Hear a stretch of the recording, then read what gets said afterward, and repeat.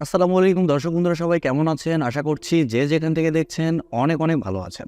দর্শক বন্ধুরা, বাংলাদেশের মার্কেটে বাজেট ক্যাটাগরিতে স্যামসাং নতুন একটি ফোন লঞ্চ করেছে, স্যামসাং গ্যালাক্সি A05। আর ফোনটি দেশের বাজারে দুইটি ভেরিয়েন্টে লঞ্চ হয়েছে, 4GB র্যাম 64GB রম এবং 6GB র্যাম 128GB রম। 4GB র্যাম ভেরিয়েন্টের প্রাইস রাখা হয়েছে 17,599 টাকা এবং 6GB র্যাম ভেরিয়েন্টের প্রাইস থাকছে 22,499 টাকা।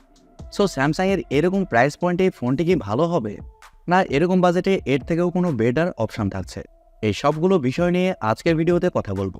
তবে একটি কথা না বললে না, আপনারা যদি আমাদের চ্যানেলে নতুন হয়ে থাকেন সেক্ষেত্রে আমাদের চ্যানেলটি সাবস্ক্রাইব করে পাশে থাকবেন এবং পাশে থাকা বেল আইকনটি প্রেস করে দিবেন।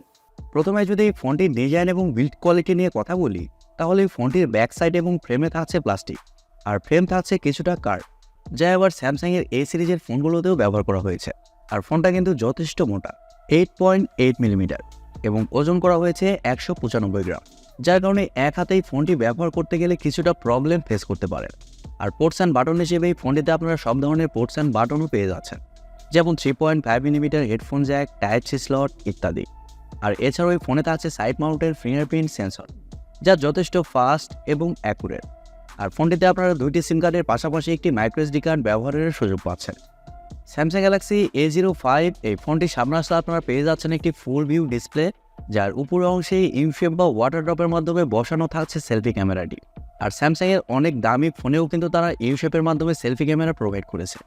সো এই ফোনটিও তার ব্যতিক্রম না। ফোনটি মার্কেটে 3টি কালার ভেরিয়েন্টে লঞ্চ করা হয়েছে, ব্ল্যাক, সিলভার এবং লাইট গ্রিন। সো ওভারঅল সব কিছু মিলিয়ে ফোনটির ডিজাইন ল্যাঙ্গুয়েজ আপনাদের কাছে কেমন লেগেছে কমেন্ট করে আপনাদের মূল্যবান মতামত অবশ্যই জানাবেন।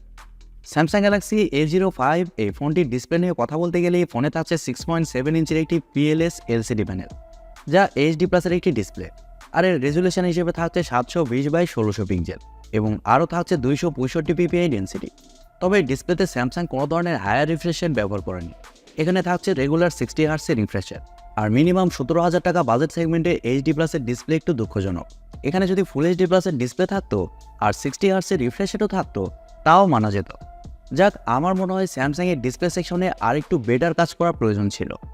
ফোনটির সফটওয়্যার এবং পারফরমেন্স নিয়ে কথা বলতে গেলে ফোনে থাকছে Android 13, যার ব্যাকএন্ডে থাকছে One UI 5.1। আর ফোনটিতে চিপসেট হিসেবে থাকছে MediaTek Helio G85, যা একটি 4G চিপসেট। আর এই চিপসেটটি মূলত 12 ন্যানোমিটার আর্কিটেকচারে তৈরি করা এবং জিপিইউ হিসেবে থাকছে Mali G52 MC2। আর আগেই বলেছি ফোনটি দুইটি ভেরিয়েন্টে লঞ্চ হয়েছে, 4GB র্যাম 128GB রম এবং 6GB র্যাম 128GB রম, যার স্টোরেজ টাইপ হিসেবে থাকছে eMMC 5.1 এবং র্যাম টাইপ হিসেবে থাকছে LPDDR4X। আর MediaTek Helio G85 এই চিপসেটের সাথে আপনারা অনেকেই পরিচিত।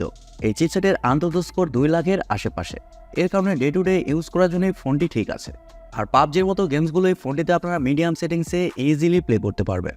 এছাড়া মাল্টিটাস্কিং সহ অন্যান্য কাজই ফোনটিতে আবার খুব ভালোভাবে করতে পারবে। আমার মনে হয় এরকম প্রাইস পয়েন্টের চিপসেট ঠিকই আছে, তবে ডিসপ্লে সেকশনে অবশ্যই আরও কাজ করা প্রয়োজন ছিল। ফোনটির ক্যামেরা সেকশন নিয়ে কথা বলতে গেলে ফোনটির ব্যাক সাইডে থাকছে দুইটি ক্যামেরা, যার মেইন সেন্সর হিসেবে থাকছে 50 মেগাপিক্সেলের একটি ওয়াইড সেন্সর, যা f1.8 অ্যাপারচার, এবং সেকেন্ডে থাকছে 2 মেগাপিক্সেলের একটি ডেপথ সেন্সর, যা f2.4 অ্যাপারচার। আর ব্যাক ক্যামেরার ফিচার হিসেবে থাকছে LED ফ্ল্যাশ। তবে ব্যাক ক্যামেরা দিয়ে আপনারা 1080p-তে 60 fps পর্যন্ত শ্যুট করতে পারছেন। আর ফোনটিতে সেলফি ক্যামেরা হিসেবে থাকছে 8 মেগাপিক্সেলের সেলফি ক্যামেরা, যা f2.0 অ্যাপারচার। আর বাজেট বিবেচনায় ফোনটির ফটো কোয়ালিটিও আর একটু ইমপ্রুভ করার প্রয়োজন ছিল, আপনারা স্ক্রিনে দেখতেই পাচ্ছেন। ফোনটিতে এছাড়াও ওয়াইফাই, ব্লুটুথ, জিপিএসের মতো আরও অনেক ফিচার পেয়ে যাচ্ছেন এবং ইউএসবিতে থাকছে USB Type-C 2.0। ফোনটির ব্যাটারি এবং চার্জার নিয়ে কথা বলতে গেলে ফোনে থাকছে 5000 mAh-এর একটি ব্যাটারি এবং ফোনটি সর্বোচ্চ 25 ওয়াট চার্জার সাপোর্ট করবে। আর 5000 mAh ব্যাটারি থাকার কারণে ফোনটি আপনারা একদিন অনায়াসে চালাতে পারবেন। ব্যাটারি ব্যাকআপই ফোনটিতে মোটামুটি ভালোই পাবেন। এবারে কথা হচ্ছে 17,500 টাকা বাজেট সেগমেন্টে এই ফোনটি কি ভালো হবে? দর্শক বন্ধুরা, পার্সোনালি যদি বলতে চাই সেক্ষেত্রে 17,000 টাকা বাজেট সেগমেন্টে এই ফোনটি কেনা ঠিক হবে না, কারণ প্রথমত এই ফোনটিতে ডিসপ্লে থাকছে HD+, এটি সবচেয়ে বড় কারণ। তাছাড়া এই ফোনটির চিপসেট, ডিজাইন সবকিছু মোটামুটি ঠিক আছে, তবে ডিসপ্লেটা যদি ফুল HD+ হতো তাহলে কিন্তু খুবই ভালো হতো। কিন্তু এখানে কথা আছে, স্যামসাংয়ের অপটিমাইজেশন ভালো। সো আপনারা যদি ডে টু ডে ইউজ করার জন্য একটি ভালো ফোন নিতে চান এবং লং টাইম সেই ফোনটি ইউজ করতে চান, সেক্ষেত্রে এই ফোনটির দিকে আপনারা যেতে পারেন। আর তাছাড়া আপনারা যদি ওভারঅল একটি ভালো প্যাকেজ নিতে চান, যেখানে ডিসপ্লে, ক্যামেরা, পারফরমেন্স সব কিছুই ভালো হতে হবে, সেক্ষেত্রে আপনারা রিয়েলমির ফোনের দিকেও যেতে পারেন। যেমন রিয়েলমি C55, ওই ফোনটিও কিন্তু এরকম প্রাইস পয়েন্টে একটি ভালো ফোন। সো আমার মনে হয় আপনারা ওই ফোনটিও দেখতে পারেন। প্রিয় দর্শক বন্ধুরা, এই ছিল আজকের ভিডিওটি আপনাদের কাছে কেমন লেগেছে কমেন্ট করে অবশ্যই জানাবেন। আর ভিডিওটি যদি সত্যিই ভালো লেগে থাকে তাহলে TechTube চ্যানেলটি সাবস্ক্রাইব করবেন এবং ভিডিওতে একটি লাইক দিবেন। সো আজকের মতো এই পর্যন্তই, দেখা হবে পরবর্তী কোনো নতুন ভিডিওতে। সবাই অনেক অনেক ভালো থাকবেন এবং সুস্থ থাকবেন। খোদা হাফেজ, টাটা।